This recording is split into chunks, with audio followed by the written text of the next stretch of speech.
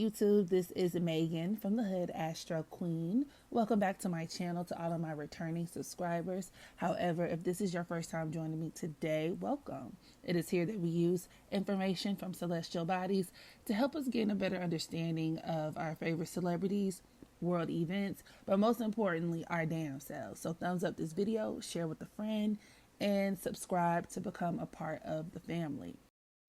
And so today I present my unpopular opinions. Now, I got a lot of opinions. Gemini in the ninth house, Mercury in the third house, but specifically, we're going to talk about some of my more unpopular astrology opinions.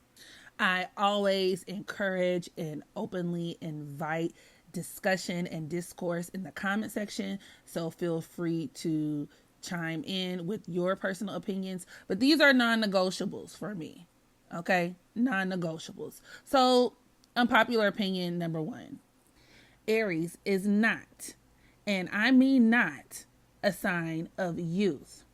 Now, true enough, Aries is the first sign of the zodiac, and according to many astrological texts, this being first, right, creates or impairs Aries' ability for impulse control and kind of keeps it in a very primitive state, very much like children, or it can have this very, I guess you could say, youthful essence to it. But when it comes to direct and literal instances of youth, Aries is not in the mix, okay? On my community tab, I recently posted that the 3 signs associated with actual youth in its literal sense in astrology would be Leo, Virgo, and Gemini. Anything outside of those 3, you reaching. I recently did a reading on Brittany Renner and her baby's father, PJ Washington.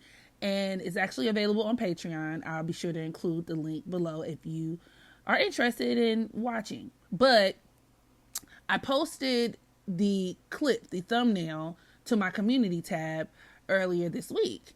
And someone left a comment, to which they've now deleted. But, they left a comment saying, well, I'm pretty sure she has Aries energy in her chart.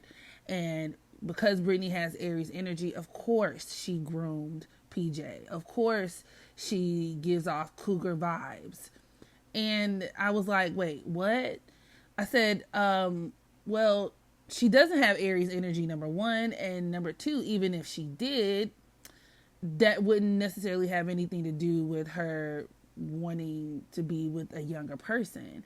And she actually responded, this person responded by saying, well, no, Aries is the sign of children, and it does deal with youth and all things young, and there are so many books that support and back this and this and the third, which, I didn't ask all that. I know that, but even then, I feel like this teaching is a misconception, and I wholeheartedly disagree with that theory.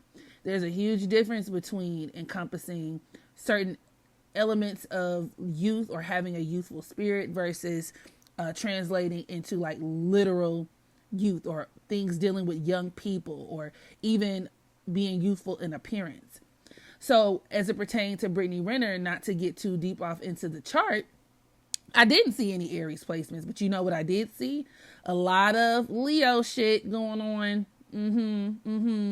So, I digress. Saturn aspects, or heavy Saturn/Capricorn influences, do not guarantee that you'll age well. Not by default. Saturn, true enough, does deal with time, and it can grace or bless one with longevity. It can deal with durability, things that stand the test of time, so to speak. And depending on how it's aspected and whatever else is going on, some people with positively aspected Saturns can have not only really nice bone structure, but they tend to age well. Okay. However, how and ever, Saturn also deals with decay. It's one of the original planets of death. It could deal with things that are worn and dirty, and it could bring a lot of hardness, a lot of ugliness. Okay. It could deal with where someone is worn down and ran over. So, it just depends. Number 3, Libra does not rule the ass. I repeat, Libra does not rule the ass. Now, when it comes to medical astrology, there are a lot of different misunderstandings, a lot of different contradicting texts. However, Libra does not rule the ass. I know a lot of astrology books probably teach that, which makes no sense because Libra rules the lower back. Sagittarius actually rules the ass, which makes a lot more sense considering that it also governs the thighs, right? And when you think about the fact that Sagittarius is symbolized by the centaur, half horse, half person, once again, I'm not sure why the butt would be excluded from Sagittarius rulership. Even when we see girls who get those ridiculous butt surgeries and the thighs don't match the butt, right? That's Sagittarius. We're looking to see if you match those centaur standards and qualifications. Libra is nowhere in the equation. 4, Aquarius does not like people as much as y'all want them to. Now, true enough, Aquarius is the humanitarian of the zodiac. And in typical fashion, when we talk about humanitarianism, it does encompass this tendency to either give back or to support others, right? It fosters this sense of community that a lot of people coin with the Aquarius archetype, to be honest. However, Aquarius likes to commit itself to ideas and things and concepts that are bigger than themselves. And if it requires them really engaging people in the process, then that's fine. But on an individual level, they're not about other people. I mean, Aquarius's next door neighbor is Pisces, which does a much better job in terms of being accepting and, compassionate and really good when it comes to one-on-one interactions and really being able to empathize.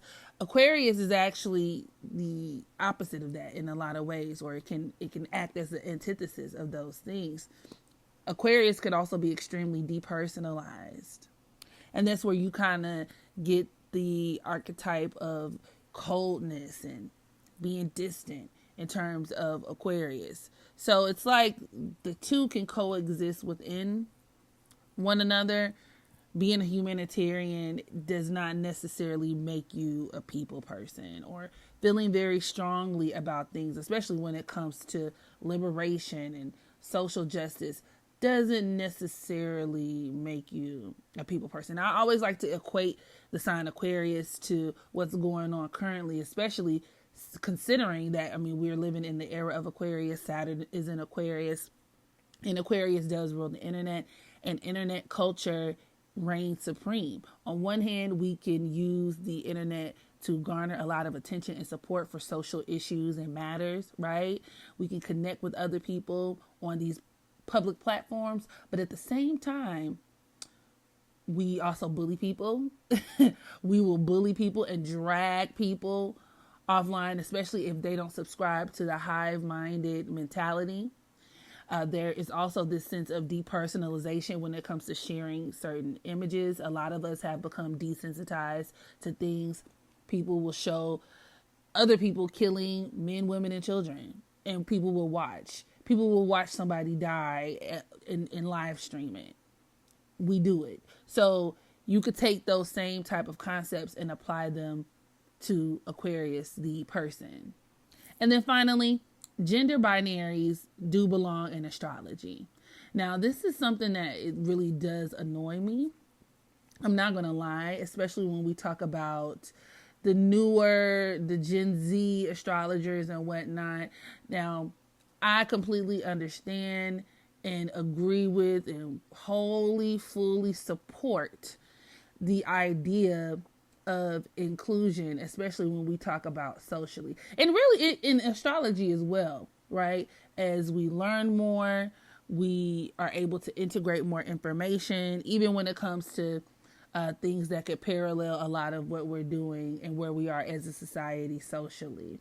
You know, a lot of people have been exploring being non-binary or, you know, different variations.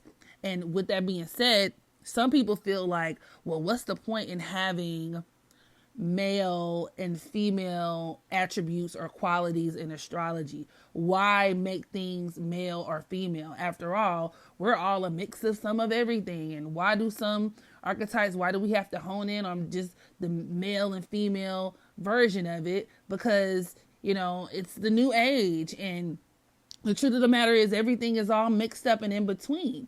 To which I strongly disagree, because gender binaries are founded on elements. So, for example, when we say that the sun rules men, right? A lot of the basic standard archetypes that men and that masculine energy encompasses trace back to some of the most fundamental energies that really govern our universe, quite literally. And just because we find more information that increases the layered complexity in terms of gender or just any other evolved parts of society that could be accounted for when we talk about modern astrology, it doesn't mean that there is no value in tradition or there's no value in the origin of the concept. Right? Because when it comes down to it, there are still people who reflect a large amount of this energy. And especially from a collective standpoint, for it to still be true. Or another example would be the moon and Venus representing women. Now, do you have feminine men out there? Absolutely. But why would we remove that exclusivity that the moon and Venus has to women just because there are people who are exceptions to that? If that makes sense. It's kind of backwards to me. And if you want to really pay attention to modern astrology, you know, as time has gone on, Uranus, Neptune, and Pluto, the outer planets, which ironically do deal with different forms of non-binary and fluidity movement, you know, those are going to be what you want to focus more on when we're talking about people who may exude some of this energy, or when you want to talk about, you know, that kind of futuristic, new age, shapeless, formless, genderless kind of, you know, theory. And I guess what I'm trying to say is there's room for all of it. And all of it is needed in order for astrology to make sense and for it to accurately depict reality. So when I'm reading charts of my peoples from the LGBTQ community, these are people who, yes, may check off some of the more traditional archetypes represented with like the sun and moon, depending on what they have going on within their natal chart, right? But, you know, the ones who can't really identify with that, a lot of times do have heavy Uranus, Neptune, and Pluto influences. And that's more so what should be focused on, instead of trying to remove the original associations and parallels between the planets and the elements and gender. Like, it's okay to add to, but don't take away the basics, because they're still the building block for the information that we have. And it's still accurate and it still applies. So, with that being said, I am going to conclude my video. This may be an installment, very well, because my opinions change a lot, meaning like I get a lot of new things that I want to rant about. So make sure you practice unconditional self-love so that you can love others. And I'll catch y'all in the next video. Bye.